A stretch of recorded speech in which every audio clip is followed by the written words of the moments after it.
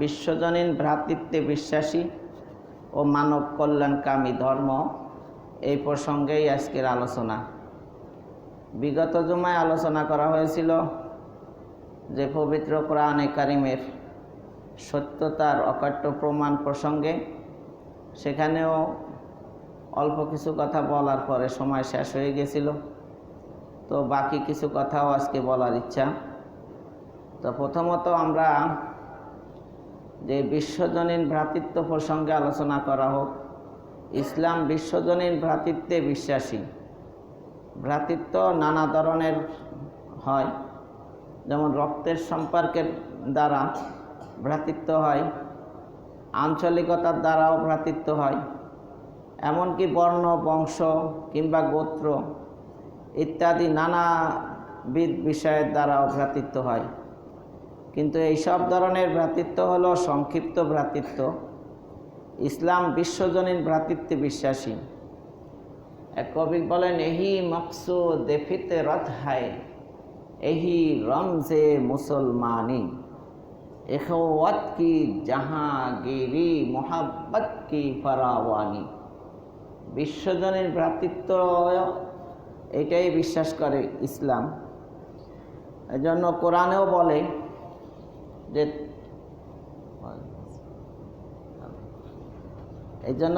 বলে যে হে মানব সন্তানরা, আমি তোমাদেরকে এক নর ও এক নারী থেকে সৃষ্টি করেছি। সূরা হুজরাতের 13 নম্বর আয়াতে আল্লাহ বলেন, ইন্না খালাকনাকুম মিন যাকারিন ওয়া উনসা, আমি একজন নর একজন নারীর মাধ্যমেই তোমাদেরকে কি করেছি? সৃষ্টি করেছি। তাহলে আমাদের সমগ্র মানব জাতির পিতা একজন, মাও একজন, তাহলে সবাই ভাই ভাই। তাহলে বিশ্বজনীন ভ্রাতৃত্বের কথাই বলে কি ইসলামে। তো সূরা বনী ইসরাইল এর 70 নম্বর আয়াতে আল্লাহ বলেন, ওয়ালাকাদ কাররামনা বনী আদম, নিশ্চয় আমি আল্লাহ তাআলা আদম সন্তানকে মর্যাদা দান করেছি। আদম সন্তান সমগ্র মানব জাতিকে আল্লাহ তাআলা সম্মান দান করেছেন। এই 10টা আঙ্গুল দিয়েই গোটা মানব জাতি এত উন্নতি অগ্রগতি দিকে আগাইছে, বলেন সুবহানাল্লাহ। অন্য কোনো সৃষ্টি এত উন্নত, এত সফলতা অর্জন করতে পারেনি। শুধু মানব জাতি আল্লাহ তাআলার কাছে সম্মানিত, মর্যাদা সম্পন্ন, বলেন সুবহানাল্লাহ। অন্যরা কাঁচা মাংস খায়, পশু, কুকুর, শ্রীগাল, বাঘ, ভাল্লুক, কিন্তু মানুষ এটারে কি করে? রান্না করে খায়, কাঁচার গন্ধটা দূর করে, বিভিন্ন প্রকারের মশলা যুক্ত করে। রন্ধন প্রক্রিয়া এই যে এই হাত দিয়েই তো হয়। চাষাবাদ, বিল্ডিং, কলকারখানা, যত কিছু নির্মাণ, সব এই 10 আঙ্গুলের খেলা। গোটা পৃথিবীটা এই 10টা আঙ্গুল দিয়েই হচ্ছে, বলেন সুবহানাল্লাহ। যত উন্নতি অগ্রগতি এই কয়টা আঙ্গুল দিয়া। এই ক্ষমতা আল্লাহ তাআলা একমাত্র কারে দিছেন? মানুষকে দিছেন। 2 পায়ের উপরে দাঁড়াইয়া আকাশের দিক তাকানোর ক্ষমতা একমাত্র মানুষ ছাড়া আর কারো নাই, বলেন সুবহানাল্লাহ। অন্য সব পশু পাখি এরা পোশাক চেঞ্জ করতে পারে না। যেভাবেই লোমকেশ লোম রাশি নিয়ে আসে ওইভাবেই তারা মৃত্যুবরণ করে এক কাপড়ে। আর মানুষ পোশাক চেঞ্জ করতে পারে, সে জুতা পায়ে দিতে পারে, সে আপনার গরম লাগলে এসি ব্যবহার করতে পারে, ফ্যান ব্যবহার করতে পারে, সে মানে নিরাপদ জীবনযাপন করার সে সুযোগ আছে। চিকিৎসা বিজ্ঞানেও মানুষ অনেক আগাইয়া। তার মানে মানুষকে আল্লাহ তাআলা সৃষ্টির সেরা বানাইছেন। শুধু একমাত্র কাকে? মানুষকে। মানুষ একটা কুকুরের সাথেও দৌড়াইয়া পারবে না, কিন্তু আল্লাহ সুবহানাহু ওয়া তাআলা মানুষকে এত বুদ্ধি দিয়েছেন যে ট্রেন আবিষ্কার করছে, হুন্ডা কার আবিষ্কার করছে। এখন কুকুর কিন্তু মানুষের সাথে দৌড়াইয়া পারে না, কারণ ট্রেনের সাথে কুকুর দৌড়াইয়া পারে না, বলেন সুবহানাল্লাহ। পাখি আকাশে ওড়ে, মানুষ উঠতে পারে না, কিন্তু সে প্লেন আবিষ্কার করছে, হেলিকপ্টার আবিষ্কার করছে, উড়োজাহাজ, রকেট। এতে করিয়া পাখি সেখানে খুঁজতেও কি পারে না। হাঁস পানিতে ভাসে, মানুষ ভেসে থাকতে পারে না, কিন্তু পানির যান, জাহাজ, স্টিমার, লঞ্চ মানুষ আবিষ্কার করছে। তাহলে এক কথায় সৃষ্টির সেরা বানাইছে একমাত্র কাকে? মানুষকে। তো এখানে কিন্তু বলে নাই যে মুসলমানকে, বলা হয়েছে মানুষকে। তাহলে বিশ্বজনীন ভ্রাতৃত্বের কথা শোনায় কোরআনে, বলেন ইসলামে, বলেন সুবহানাল্লাহ। আল্লাহ কেবল আরব বা আমেরিকান অথবা অন্য কোনো নির্দিষ্ট গোত্র বা গোষ্ঠীকে সম্মানিত করেছেন, বরং আদমের সকল সন্তানকে ধর্ম, বর্ণ, গোত্র, লিঙ্গ নির্বিশেষে সম্মানিত করেছেন সকলকে, বলেন সুবহানাল্লাহ। রাসূল সাল্লাল্লাহু আলাইহি সাল্লাম বলেন, সে মুসলমান নয় যে ভরা পেটে ঘুমায় অথচ তার প্রতিবেশী অভুক্ত থাকে। যারা পেট ভরে খায় তার প্রতিবেশী যদি ক্ষুধায় কাতরায়, তাহলে ওই লোকটা মুসলিম নয়, মুমিন নয়, আল্লাহ রসুল বলেন। তার মানে সে যেই হোক প্রতিবেশী, তার খাবারের ব্যবস্থা করা তার উপরে নৈতিক দায়িত্ব, কর্তব্য, বলেন সুবহানাল্লাহ। বর্তমানে বন্যা কবলিত এলাকার ভিতরে যারাই আছে বিধর্মী মুসলিম, সকলের প্রতি কিন্তু ত্রাণ সমহারে দেওয়া হচ্ছে, কাউরে কম কাউরে বেশি দেওয়া হচ্ছে না। এবং যাদের আশ্রয় নাই, আশ্রয় কেন্দ্র হিসাবে মাদ্রাসা, মসজিদও এখন আশ্রয় কেন্দ্র হয়ে গেছে। সেখানে শুধু মুসলমান ঢোকে তা না, এক মাদ্রাসায় মসজিদে 50 জন হিন্দুও ঢুকে গেছে, বলেন সুবহানাল্লাহ। অর্থাৎ ইসলামে বিশ্বজনীন ভ্রাতৃত্বে বিশ্বাসী, কাউরে ঠেলিয়া গলা ধাক্কা দিয়া মসজিদ থেকে, মাদ্রাসা থেকে বের করে দেওয়ার অনুমতি কি নাই। বহিরাগত ইহুদি বা খ্রিস্টানেরা বিশেষ ভিআইপি মেহমান এসেছিল আল্লাহ রসুলের কাছে। আল্লাহ রসুল তাদেরকে মসজিদে নববীতে থাকতে দিয়েছেন, গেস্ট হাউস হিসাবে মসজিদে নববী ইউজ করছে তারা, বলেন সুবহানাল্লাহ। তাহলে বিশ্বজনীন ভ্রাতৃত্বে বিশ্বাসী ইসলাম, এবং ইসলামের যে বিধিবিধানগুলো আছে যেমন সলাৎ, এই সলাৎ স্বয়ং বিশ্বজনীন ভ্রাতৃত্বের প্রতীক। কিভাবে? আপনি যখন সলাতে দণ্ডবান হন তখন কাঁধে কাঁধ মিলিয়ে দাঁড়ান, যাতে করে ভ্রাতৃত্ব বৃদ্ধি পায়, বলেন সুবহানাল্লাহ। এবং হাদিসে আসছে, যদি ফাঁকা রাখে তো ওখানে শয়তান দাঁড়ায়। এই শয়তানগুলা জিন শয়তানও হতে পারে, মানুষ শয়তানও হতে পারে। মানুষ শয়তান কোনগুলা? যারা মানুষকে হিংসা করে, যারা অহংকারের বেশে দাঁড়ায়, যারা একটু ফাঁকা নিয়ে দাঁড়ায়, কারো গায়ের সাথে লাগতে চায় না, ঘৃণা করে, তুচ্ছ মনে করে, নগণ্য মনে করে, মানুষকে হেয় মনে করে, ছোট মনে করে, এরাও মানব নামক শয়তান। আল্লাহ রসুল বলেন না, কাঁধে কাঁধ লাগাইয়া দাঁড়াও, বলেন সুবহানাল্লাহ। তাহলে সলাতের মাধ্যমেও বিশ্বজনীন ভ্রাতৃত্বের একটা পরিচয় পাওয়া যায়। এভাবে বলেন হজ, হজ হলো বিশ্বজনীন ভ্রাতৃত্বের সর্বোৎকৃষ্ট দৃষ্টান্ত। আন্তর্জাতিক ভ্রাতৃত্বে পৃথিবীর বিভিন্ন এলাকা হতে প্রায় 30-40 লক্ষ লোক হজ ব্রত পালনের জন্য মক্কায় আগমন করে। যখন মানুষ কাতারবদ্ধ হইয়া সালাত আদায় করে বা তওয়াফ করে, সাই করে, তখন আপনি নিশ্চিত হতে পারবেন না যে আপনার পাশের উপবিষ্ট লোকটি আপনার রাজা নাকি নিঃস্ব হতদরিদ্র। সকলেই একই আদলের জামা, মানে এহরামের কাপড় পরিধান করে, আর সকলে এক স্রষ্টাকে ডাকে। ইসলাম ওয়াহদানিয়াতে বিশ্বাসী, তাওহীদে বিশ্বাসী। এটাও ইমানেই প্রমাণ করে ইসলাম বিশ্বজনীন ভ্রাতৃত্বে বিশ্বাসী। কারণ মাবুদের চাইতে গোলামের চাইতে যদি মাবুদের সংখ্যা বেশি হয় তাহলে দ্বন্দ্ব বাড়বে ছাড়া কমবে না। স্টুডেন্টের চাইতে যদি টিচার বেশি হয়, মুরিদের চাইতে যদি পীরের সংখ্যা বেশি হয় তাহলে দ্বন্দ্ব বাড়ে না, কমে না, কি বাড়ে। এই জন্য ইসলাম বলছে এক মাবুদ হবে, এক স্রষ্টার ইবাদত করতে হবে। তাহলে সবাই যদি এক স্রষ্টার ইবাদত করে তাহলে বিশ্বজনীন ভ্রাতৃত্বে প্রমাণ হয়ে গেল, মানে সবাই আমরা এক আল্লাহর গোলাম।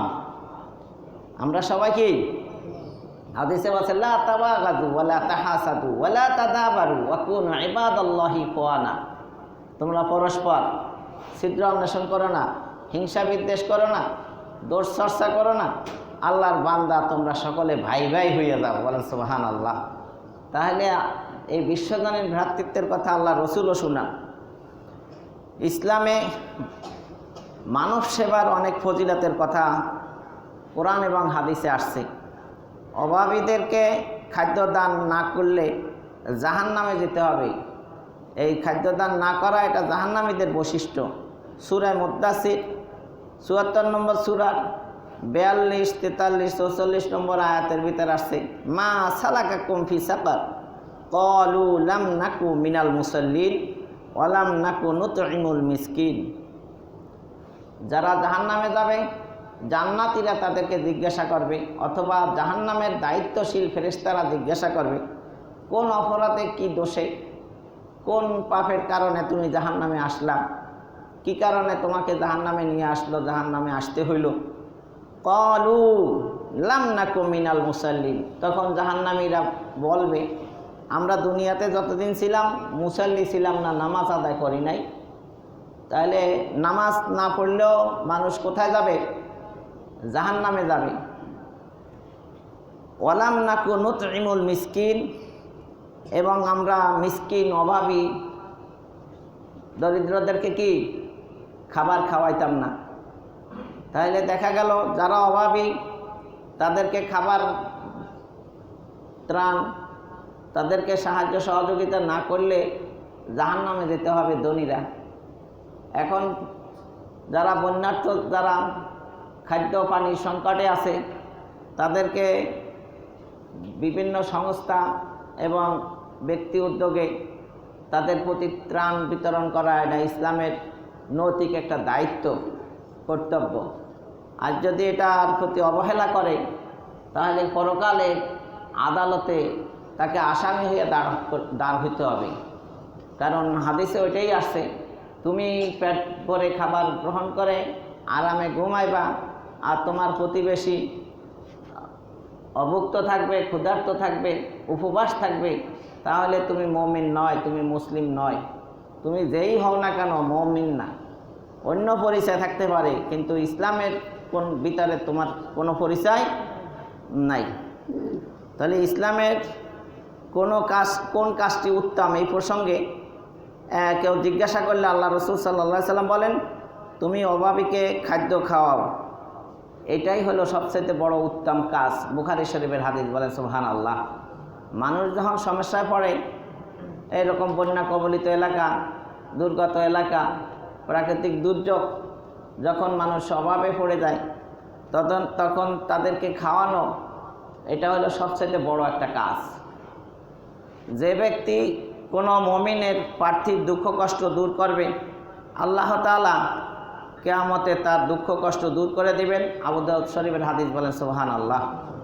অন্যের কষ্ট দূর করলে আপনার আমার জীবনের কষ্ট কে দূর করবেন? আল্লাহ সুবহানাহু ওয়া তাআলা দূর করবেন। আবু দাউদ শরীফের হাদিসে আছে ইরহামু মান ফিল আরদি ইয়ারহামুকুম মান ফিস সামা। তোমরা জমিনে যারা আছে তাদের প্রতি দয়া করো, তাহলে আসমানে যিনি আছেন তিনি কে? আল্লাহ সুবহানাহু ওয়া তাআলা তোমাদের প্রতি দয়া করবেন। বলেন সুবহানাল্লাহ। আমরা আল্লাহর দয়া চাই।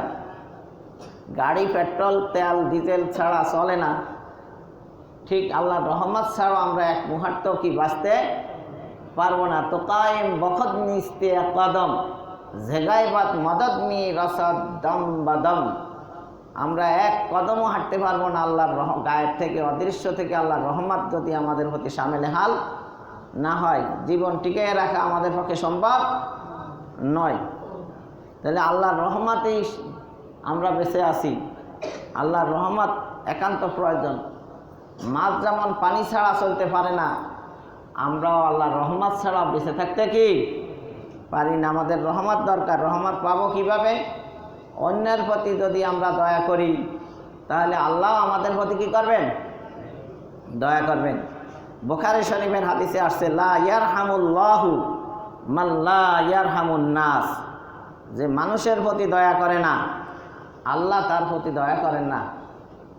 মানুষ বলছে, এখানে কোনো হিন্দু, বৌদ্ধ, খ্রিস্টান, সাদা কালো, কোনো বর্ণ গোত্র এগুলোর ভেদাভেদ করেন নাই। যে কোনো মানুষের প্রতি যখন সদয় হবেন, তখন আল্লাহ তাআলা আপনার প্রতি দয়া করবেন। যে কোনো মানুষকে তুচ্ছ তাচ্ছিল্য মনে করলে এতে আল্লাহর রহমত থেকে দূরে চলে যেতে হবে। রাসূল সাল্লাল্লাহু আলাইহি সাল্লাম মানুষের সেবা, মানুষকে শান্তিতে রাখার জন্য, মানুষের কষ্ট, দুঃখ, দুর্দশা দূর করার জন্য যখন তার বয়স মাত্র 17, তখন তিনি হেল্পফুল ফুজুল নামে একটা সংগঠন করেছিলেন। তার বন্ধুবান্ধবদেরকে নিয়ে, ইয়ং জেনারেশনদেরকে নিয়ে একটা সংগঠন তৈরি করেছিলেন। নাম কি? হেল্পফুল ফুজুল। 17 থেকে 40 বছর পরে নবী হন, তার মানে 23 বছর তিনি তার বেসরকারি সংস্থার মাধ্যমে দেশের মানুষের সেবা করে গেছেন, খেদমত করে গেছেন। বলে সুবহানাল্লাহ। কিন্তু মানবরচিত বিধান যতই সুন্দর হোক, বেশি একটা ফলপ্রসূ হয় না। কিন্তু বাকি 40 বছর থেকে নবী হইয়া 63 বছর পর্যন্ত তিনি নবুয়তি দায়িত্ব পালন করেছেন। কয় বছর? 23 বছর। তাহলে নবী হওয়ার আগেও তিনি 23 বছর খেদমত করছেন সমাজের, আবার নবী হওয়ার পরেও কি 23 বছর। তো কিন্তু পরের 23 বছরে গোটা বিশ্বে শান্তি এসে গেছে। বলেন সুবহানাল্লাহ। কারণ আল্লাহর বিধান চালু হয়ে গেলে দেশে শান্তি আসতে বাধ্য। আল্লাহ তাআলার হুকুম, আল্লাহর বিধান, আল্লাহর আইন, আল্লাহর শাসন, আল্লাহর রাজত্ব, আল্লাহর মানে যে নির্দেশনা, এটা যদি বিশ্ববাসী মেনে চলে, তাহলে অবশ্যই তার ভিতরে শান্তি আসবেই আসবে। বলেন সুবহানাল্লাহ। আজকে দেশের ভিতরে, বিভিন্ন রাষ্ট্রের ভিতরে অশান্তি কেন? ওই যে আল্লাহর হুকুম ঠিক মতন পালন হচ্ছে না। ইনিল হুকমু লিল্লাহ, বিধান একমাত্র কার পালন হবে? আল্লাহ। আলা আলাহুল খালকু ওয়াল আমরু, রাজ্য যার, শাসন চলবে তার। আপনার পরিবারে কি আমি যাইয়া আপনার পরিবার চালাবো না আপনি চালাবেন? তা আপনার পরিবার যেমন আপনি চালাবেন, গোটা পৃথিবীটা কার পরিবার? আল খালকু ইয়ালুল্লাহ, গোটা বিশ্ব আল্লাহর পরিবার। এখানে আল্লাহর হুকুম মতেই চলবে। আর যে কোনো মনে করেন আপনার মেশিনারিজ কোনো কিছু তৈরি হইলে একটা ক্যাটালগ দেয়, যিনি আবিষ্কার করেন, তৈরি করেন, যে এটারে এইভাবে এইভাবে পরিচালনা করতে হবে। ওর বাইরে যদি কেউ একটু নিজে ইচ্ছা মতন যেমনে খুশি তেমনে চালায়, তাহলে স্টার্ট উঠতেও পারে, না উঠতে পারে, উঠলেও নষ্ট হয়ে যাওয়ার সম্ভাবনা বেশি। তো এই কোরআন হলো গাইডলাইন। মানুষ কিভাবে চলবে না চলবে সব স্তরে আলোচনা আছে। কিসের ভিতরে? কোরআনের ভিতরে। তাহলে কোরআনকে ফলো করিয়া যদি মানুষ চলে, তাহলে মানব নামক যন্ত্রটি সঠিকভাবে পরিচালিত হবে। এটা লাস্টিং পাওয়ার এবং এটার ভিতরে সুস্থি, শান্তি ফিরে আসবে। বলেন সুবহানাল্লাহ। কোরআনের বাহিরে যদি জীবন পরিচালনা করে, তাহলে অশান্তি আর অস্থিরতার ভিতরে বিরাজ করবে। বলেন নাউজুবিল্লাহ। তাহলে ইসলাম মানব কল্যাণকামী ধর্ম। তাই ইসলামে সমাজ কল্যাণমূলক কাজের গুরুত্ব অপরিসীম। তো ইসলামে যে মৌলিক কাজগুলো আছে, প্রত্যেকটা মানুষের কিছু মৌলিক চাহিদা আছে, যেমন অন্ন, বস্ত্র, বাসস্থান, শিক্ষা, চিকিৎসা, এগুলা আমরা কি করতে হবে, প্রত্যেকে অন্যের এইসব প্রয়োজনগুলা মেটানোর জন্য আগাইয়া আসতে হবে। এখন যারা পানি কবলিত বা আপনার এই দুর্যোগে যারা আক্রান্ত, তাদের কিন্তু বাসস্থানেরও সমস্যা হয়ে গেছে, অনেকের ভেঙে গেছে।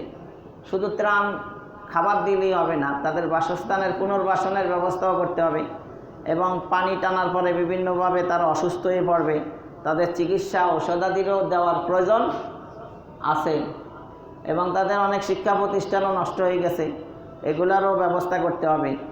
তাহলে একটা মানুষের যা যা দরকার সবই কী করতে হবে, ব্যবস্থা করতে হবে।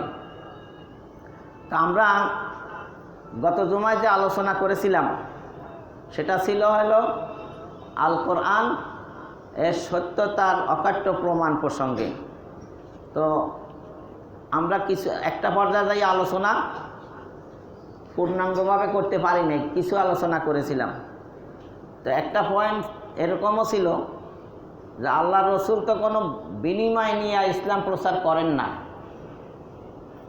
তিনি নিঃস্বার্থে আল্লাহকে রাজি খুশি করার জন্য তিনি রসুল হিসাবে আল্লাহর দায়িত্ব কর্তব্য যা ওনার উপরে অর্পিত হয়েছে সেটা তিনি কি করতেন, পালন করতেন। তো এতেই বোঝা যায় যেহেতু তেনার দুনিয়াবি কোনো স্বার্থ নাই, উনি যেহেতু আল্লাহর দায়িত্ব কর্তব্য পালন করতেছেন এমনিতেই, তাই এতেই বোঝা যায় যে উনি এই যা কিছু বলতেছেন এটা ওনার নিজস্ব কোনো মতাদর্শ নয়, মানব রচিত কোনো কথা নয়, এটা আল্লাহ প্রদত্ত ওহী।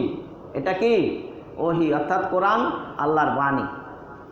তারপরে আরেকটা পয়েন্ট ছিল, উনি নবী হওয়ার আগে অনেক বড় ধনী ছিলেন ওনার স্ত্রীর মাধ্যমে, খাদিজাতুল কুবরা রাদিয়াল্লাহু তাআলা আনহার সম্পত্তির পাওয়ার কারণে। কিন্তু তিনি কি করছেন, নবী হওয়ার পরে সব বিলাইয়া দিছেন ইসলামের খাতিরে, ইসলাম প্রচারের কাজে অসহায় মুসলমানের তাদের খেদমত করতে যাইয়া নিজে নিঃস্ব হয়ে গেছেন। তো উনি যে সত্যিই একজন নবী এটাই প্রমাণ। মানুষ খালি টাকা বানায়, লিডার হইয়া দায়িত্ব কর্তব্য পালন করিয়া এটা আসলে দেখায় যে দায়িত্ব কর্তব্য পালন করতেছি, আসলে দায়িত্ব কর্তব্য পালন করার মাঝে সে একটা স্বার্থ উদ্ধার করতে আসে, নিজের জুলি ভরতেছে। দেখেন না, নির্বাচনের আগে ইশতেহারে লেখে, এটারে এভাবে বললে চলে যে যদি আমাকে জয়যুক্ত করতে পারেন তাহলে আপনারা পাইবেন 10 সের, আমি পাবো 1.5 সের। 1 সের আর 1/2 সের কত দূর হয়, 1.5 সের। আপনারা পাইবেন কত, 10 সের। যখন উইনার হয়ে যায়, জয়যুক্ত হয়ে যায়, তখন গোটা এরিয়ার সব মানুষে পায় 1.5 সের, সে একাই পায় কয় সের, 10 সের। কিন্তু আল্লাহ রসুল সাল্লাল্লাহু আলাইহি সাল্লাম নবী হওয়ার আগে ওনার কাছে 10 সেরই ছিল, নবী হওয়ার পরে 1.5 সেরও ছিল না। মা আয়েশা সিদ্দিকা রাদিয়াল্লাহু তাআলা আনহা বলেন যে মানুষে কিছু শুকনা খেজুর এবং মদিনাবাসীরা ছাগলের দুধ দিত, এই পানি শুকনা খেজুর মদিনাবাসীদের দেয়া ছাগলের দুধ খেয়েই জীবনযাপন করতেন ওনার পরিবার। বলেন সুবহানাল্লাহ।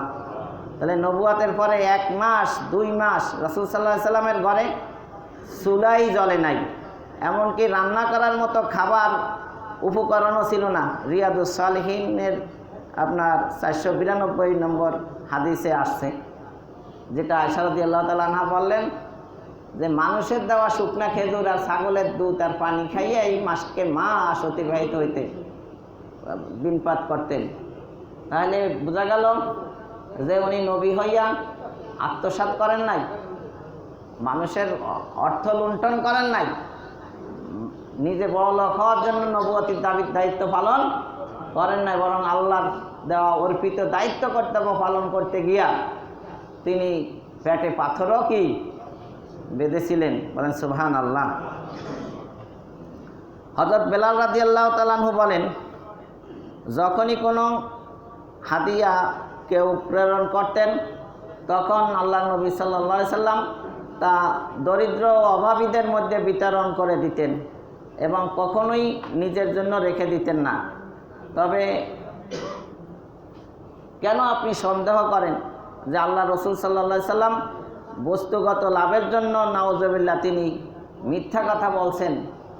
এটা তো কখনোই হতে কি পারে না। উনি সত্য কথাই বলছেন এবং উনি আল্লাহর রসুল। কারণ ওনার কাছে কেউ হাদিয়া দিলে হাদিয়াও কি জমা রাখতেন না। আহলে সুফা মসজিদে নববীর বারান্দা, ওখানে প্রায় 70-72 জন আপনার গরিব সাহাবা কেরাম যারা স্টুডেন্ট ছাত্র লিল্লা বোর্ডিংয়ে বাস করতেন। কয়জন? 70 হয়তো, কোনো সময় 72 জন হইতো। এরা কোনো আয় রোজগারের দাঁত দাঁড়তেন না, শুধু মসজিদে নববীতে পড়ে থাকতেন। আল্লাহ রসুলের কোনো কথা যেন মাটিতে না পড়ে, সব কথা যেন ধরে রাখতে পারেন। এর জন্যই ইসলাম আজকে আপনার আমার কাছে এসে পৌঁছেছে। তারা খাইয়া না খাইয়া ওখানে আল্লাহ রসুলের কথা ধারণ করে রাখছেন বক্ষে। বলেন সুবহানাল্লাহ। এর ভিতরে একজন ছিলেন আবু হুরায়রা রাদিয়াল্লাহু তাআলা আনহু। ক্ষুধার তাড়নায় মৃগী রোগের মতন ছটফট করতেন। মানুষে চিকিৎসা করত, মৃগী রোগের চিকিৎসা ছিল পা দিয়ে পাড়ানো। দেখেন না, অনেকে পড়ে যায়, জুতা শোয়ান নাকে দেন মৃগী রোগী, এরকম পা দিয়ে পাড়াইলে না কেউ সুস্থ হইতো। আবু হুরায়রা বলে, আমার মৃগী রোগ ছিল না, আমি ছিলাম ক্ষুধার্ত, কিন্তু আমাকে তারা মৃগী রোগী মনে করিয়া পাড়াইতো, দাবাইতো।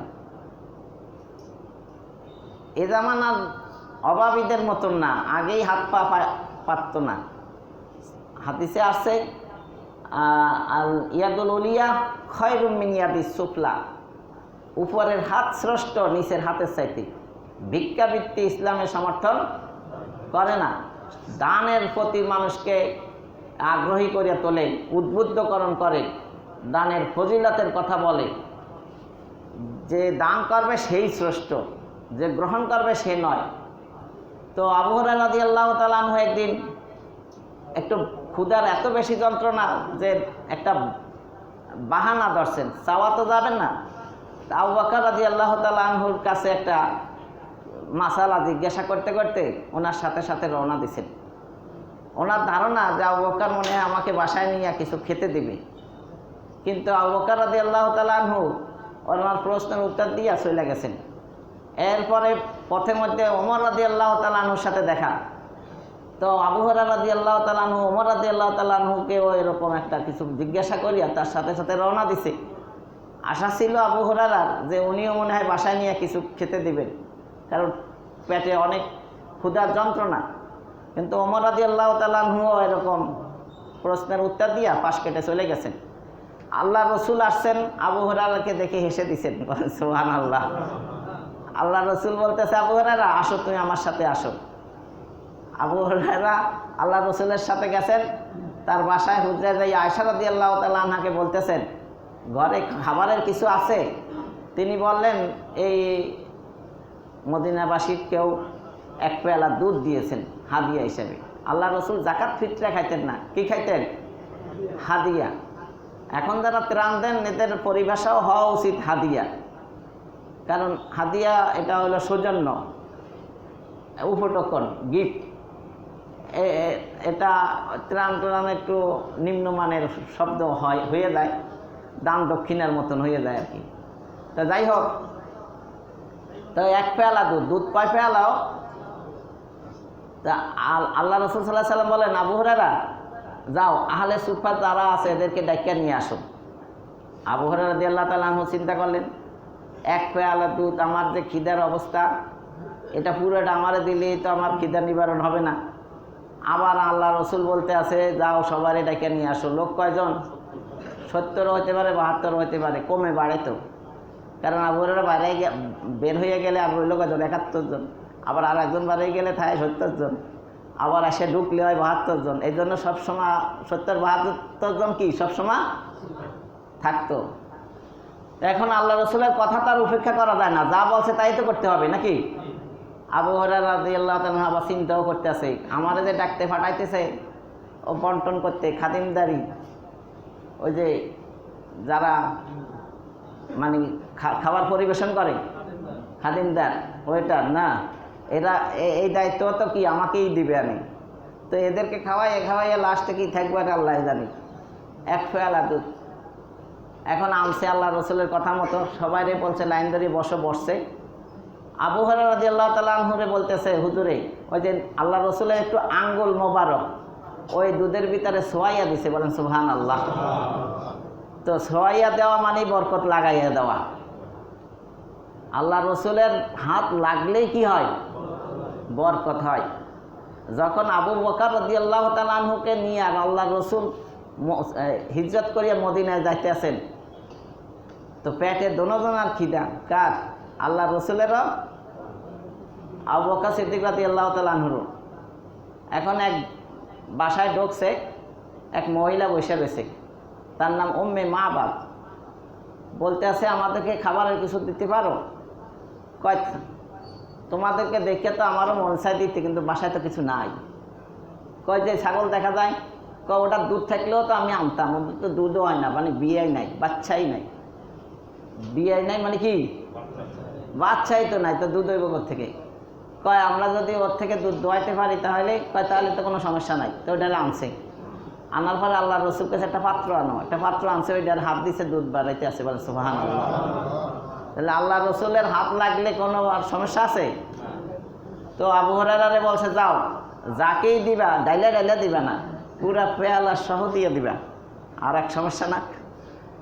প্রত্যেকেই তো ক্ষুধার্ত, তো যেই পাইছে সেই খাওয়া শুরু করছে, কিন্তু পেট ভরে গেছে আর সাইডম্যানরে দিয়ে দিছে।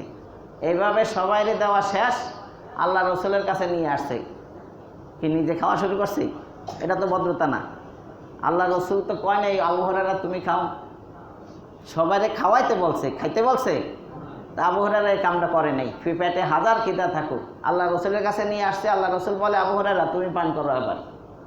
তা পান করছে একবার, কয় আরেকবার করো, আবার করছে, আরেকবার করো, তো পারতেছি না, এবার বাকিটুকু আল্লাহ রসুল খেয়ে ফেলছেন, বলেন সুবহানাল্লাহ।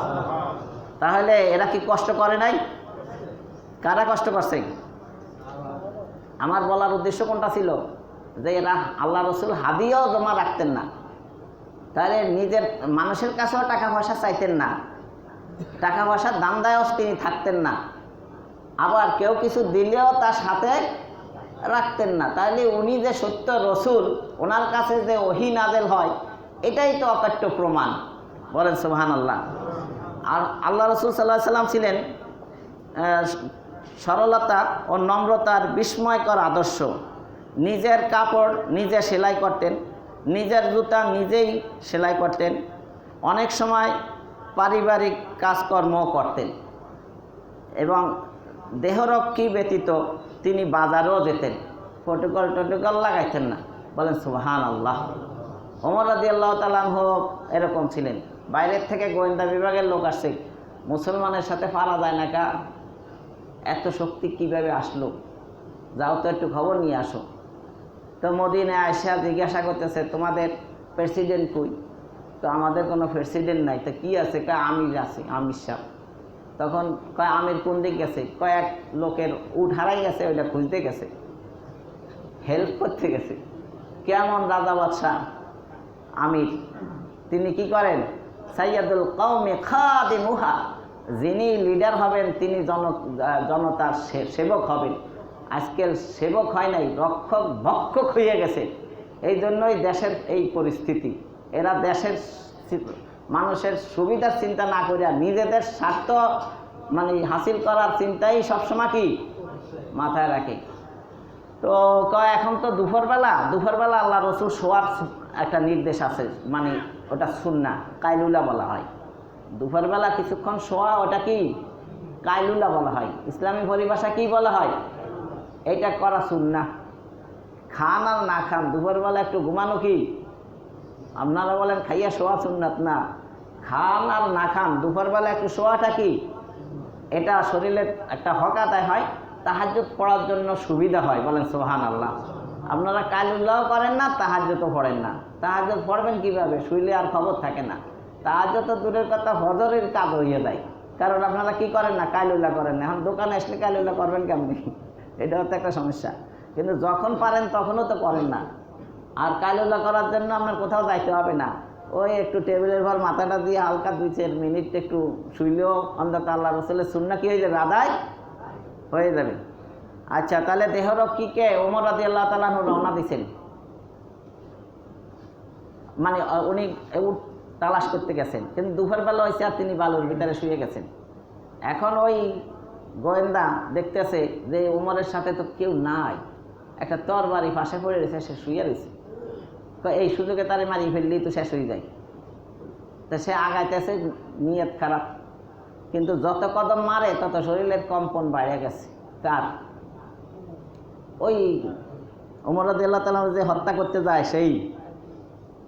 এখন চিন্তা করে, কিরে, একটা ঘুমান্ত মানুষ, তার দিকে এরকম কম্পন আসে। আসলে ওর ভয় না, ওর ভিতরে আল্লাহর ভয় আসে যায়, সেই জন্য। বলেন সুবহানাল্লাহ। ইসলামিক শাসকগণ এরকমই ছিলেন, যে যাদের ভিতরে সম্পূর্ণ কার ভয় ছিল? আল্লাহর ভয় ছিল। বলেন সুবহানাল্লাহ। এই তালিযুক্ত পোশাক আর ক্ষুধার্ত অবস্থায় কোনো প্রোটোকল নাই, কোনো গার্ড মাঠ নাই, সেন্টিমেন্টে কিছু নাই, শুয়ে রয়েছে বালুর ভিতরে। হেরে দেখেই কম্পন শুরু হয়ে গেছে। বলেন সুবহানাল্লাহ। তাহলে আল্লাহ রসুল যে বাজারে যাইতেন, কোনো দেহরক্ষী ছিল? তাহলে এরা জানতো যে আমি তো জনগণের শত্রু না, আমি জনগণের কি বন্ধু। যারা জনগণকে বন্ধু ভাবতে পারে না, তারা তো সামনে পিছনে ডানে বামে অস্ত্র শস্ত্রে সুচরিত লাগে, মনে হয় চোর ডাকাত নিয়ে যাইতেছে। ওর প্রেসিডেন্ট বলা যায়? ওর স্বরূপ দেখলে কি মনে হয়? ও একটা আস্তে বড় ক্রাইম করছে, একটা ক্রিমিনাল নিয়ে যাইতে আসে, এরকম মনে হয় না? কিন্তু আমাদের দেশে মনে করে কি এইটাই সম্মান। এটা সম্মান নয়, এটা অপমান। তুমি যদি স্ব ইচ্ছায় যত্রে তত্রে বিচরণ করতে না পারো, তাহলে তো সমস্যা। বোঝেন নাই? ওই যে জিল্লুর রহমান, এই তো ছিল মনে হয় না, ওই যে কয়দিন আগে যে মারা গেল, কি জানি ছিল, ওই যে স্পিকারও ছিল, আব্দুল হামিদ সাহেব। প্রেসিডেন্ট হওয়ার সাথে সাথে একটা ডিম বাজাও খাইতে পারি না, অর্ধেক খাই এলাকায় টেস্ট করতে করতে। বোঝেন নাই? মানে এর ভিতরে আবার কোনো সমস্যা আছে কি না? কয়েকটা ডিমও আমি পূর্ণাঙ্গভাবে ভেজে খাইতে পারি না, কারণ ওটা টেস্ট করতে করতে অর্ধেক খাইয়ে ফেলাই দেয় অন্যরা, ডাক্তাররা। তাহলে কি পরিমাণ এদের জীবনের নিরাপত্তাহীনতায় ভোগে চিন্তা করেন। আর মুসলিম শাসকগণ কত নির্দ্বিধায় জনগণের সাথে মিশে যায়। বলেন সুবহানাল্লাহ। তাহলে দেহরক্ষী ব্যতীত আল্লাহ রসুল বাজারে যাইতেন, এতেই তো বোঝা যায় যে তিনি আল্লাহর রসুল। তিনি কি? কারণ নিজের জামা নিজে সেলাই করে, নিজের জুতা নিজে সেলাই করে, নিজের কাপড় নিজে সেলাই করে, নিজের পরিবারের কাজ করে। এই লোকটার ভিতরে কোনো অহংকার নাই, গর্ব নাই, কোনো রকমের কোনো বাপ নিয়ে চলে না। তাহলে তিনি আল্লাহ রসুল ছাড়া আর কিছুই কি নয়। দুনিয়াদাররা এসব করতে যায় না। একবার আল্লাহ রসুল সাল্লাহ সাল্লামের চাচা আবু তালেবের মাধ্যমে প্রস্তাব দেয় কাফেরেরা, যে যদি তিনি ইসলাম প্রচারে বন্ধ করে দেন, তাহলে তাকে আরব জাহানের সবচেয়ে সম্পদশালী ব্যক্তিতে পরিণত করা হবে। প্রস্তাব দিছে যে আপনার বাতিজারে ডাক দিয়ে একটু বলেন ও যাতে থামে, এই মূর্তির বিরোধিতা যাতে না করে, ইসলামের এই দাওয়াত বন্ধ করে। তাহলে ও কি চায় আমরা সব দিতে রাজি আছি। প্রস্তাব পাঠাইছে কার কাছে? আবু তালেবের কাছে। কারণ মুরব্বী তখন আল্লাহ রসুলের কে? আবু তালেব। প্রস্তাব আরও দিছে, যদি সে চায় আরবের সুন্দরী নারী বিবাহ করতে, আমরা তার ব্যবস্থাও কি করব। আর যদি চায় সে ধনী হইতে, তাহলে সবচেয়ে বড় ধনী তাকে আমরা বানাইয়া দিব। যদি চায় সে নেতৃত্ব, তাহলে আমরা সবাই তাকে লিডার বানাইয়া নিব। এইসব প্রস্তাব যখন আবু তালেবের কাছে দিল, আবু তালেব মুহাম্মদ সাল্লাল্লাহু আলাইহি ওয়াসাল্লামকে ডেকে শুনাইলেন। আল্লাহ রসুল বললেন যে হে আমার চাচা, যদি তারা আমার ডান হাতে সূর্য বাম হাতে চন্দ্র এনে দেয়, তাহলেও আমি মৃত্যু পর্যন্ত আমার প্রচার বন্ধ করব না। বলেন সুবহানাল্লাহ। তারা যে প্রস্তাব দিছে এটা তো সম্ভব, সুন্দর নারী আনাও সম্ভব, টাকা পয়সা দেওয়াও সম্ভব, তারা লিডার মানাও সম্ভব, সম্ভব জিনিসটা বাদ দেন, আল্লাহ রসুল বলতেছেন তার চাচাকে, অসম্ভব জিনিস যেটা কখনো তারা পারবে না, সূর্য আনাও সম্ভব না, চাঁদ আনাও কিনা। যদি আমার হাতে এক হাতে চাঁদ আর এক হাতে সূর্য দেয়, তাহলে আমি আমার দায়িত্ব কর্তব্য থেকে, আল্লাহর বিধান প্রচার প্রসার থেকে এক মুহূর্তের জন্য আমি কি বিরত হব না, থাকবো না। বলেন সুবহানাল্লাহ। এতেই প্রমাণ করে এত সুযোগ লাভের পরেও তিনি যে তার দায়িত্ব কর্তব্য পালন করেছেন, একমাত্র নবী যে দায়িত্ব কর্তব্য সেই হিসাবেই তিনি পালন করেছেন। তার উপরে যে বাণী এসেছিল এটা মানব রচিত নয়, মুহাম্মাদের কোনো কথা নয়, এটা কার বাণী? এটাই কোরআন আল্লাহর বাণী হওয়ার অকাট্য প্রমাণ। যেহেতু সকল প্রস্তাব পাওয়ার পরেও এইসব প্রস্তাবাদি উপেক্ষা করে তিনি কষ্ট করে হলো ধর্ম প্রচার করেছেন। বলেন সুবহানাল্লাহ।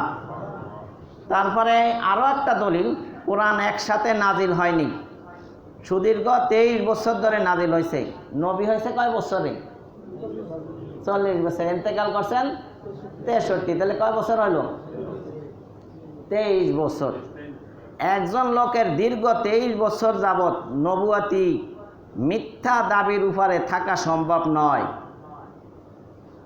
একটা লোক কয়দিন মিথ্যা কথা কয়ে থাকবো? 16 বছরও তো থাকতে পারলেন না। আপনি আপনার দায়িত্বের উপরে। আল্লাহ রসুল 1 বছর নয়, 2 বছর নয়, কয় বছর পর্যন্ত প্রচার কার্য চালাইছে? কয় বছর? তারপরেও কি মানুষ তার থেকে সরে গেছে? আপনি চাইলে এখন সোহরাওয়ার্দী উদ্যানে একটা সমাবেশ করে দেখান তো, আপনার লিডার তো পালাইছে, পারবেন? কিন্তু মুহাম্মাদুর রাসূলুল্লাহ সাল্লাল্লাহু আলাইহি সাল্লাম বলবেন না? 1500 বছর আগে চলে গেছেন, এখনো আরাফার ময়দানে 30 থেকে 40 লক্ষ মানুষ প্রতি বছর আপনার একত্রিত হয়, সম্মেলন হয়। বলেন সুবহানাল্লাহ। কেমন লিডার ছিলেন, যে লিডার দুনিয়া থেকে চলে গেছে কয় বছর? 1500 বছর, এখনো তার নেতৃত্ব মেনে চলে। একেই বলে লিডার। ইনি হলেন আল্লাহর রাসূল, সাইয়্যিদুল মুরসালিন, আশরাফুল আম্বিয়া, মুহাম্মাদুর রাসূলুল্লাহ সাল্লাল্লাহু আলাইহি ওয়াসাল্লাম। তো আরও অনেক দলিল আছে, যুক্তি আছে। আমরা যেহেতু ধারাবাহিক তাফসীর করি, ধারাবাহিকভাবে চলবো। যার মন চায় আগে আসবেন, যার মন চায় না আসবেন, এটা আমার কিছু করার নাই। হারকে খা হাত গবিয়াও, হারকে খা হাত গভীরও, দারো গিরো হাজবে দার বাদরি ই গাহে নিজ। দরজা ওপেন, খোলা, যার মনে চায় আসেন, যার মনে চায় না আসেন। এখানে কোনো বাধা বিঘ্নতা, কারো জোর জবরদস্তি নাই। সেটা শুধু ওয়াজের বেলায় নয়, নামাজের বেলায়ও। আযান দেবে মুয়াজ্জিন সাহেব, আপনি আসতে মনে চাইলে আসেন, না হলে না আসেন। ইসলাম লা ইউকাল্লিফুল্লাহু নাফসান ইল্লা বুসআহা, লা ইকরাহা ফিদ্দীন। জোর জবরদস্তি করিয়া কাউকে ইসলাম গ্রহণ করতেও বলে না, ইসলাম পালন করতেও চাপ সৃষ্টি করে না। আনতা মুযাক্কির লাস্তা আলাইহিম বিমুসাইতির। আপনার কাজ উপদেশ দেওয়া, আপনাকে দারোগা বানাইয়া লাঠি পিটা করিয়া মানুষকে ধর্ম পালন করতে বাধ্য করা হয় নাই। আল্লাহ রসুলকে বলে নাই লাঠি পিটা দাও। আপনি আপনার পরিবারের অভিভাবক, ছেলে মেয়েদেরকে নামাজ, সালাত, আদব আখলাক শিক্ষা দিবেন, বলবেন। বাধ্য করা আপনার প্রয়োজন না। মানলে মানুক, না মানলে নূহ আলাইহিস সালামের ছেলেও তো জাহান্নামে যাবে। কেনান চেষ্টা কি কম করছে? তাহলে হেদায়েতের মালিক একমাত্র কে? এজন্য নিজের হেদায়েত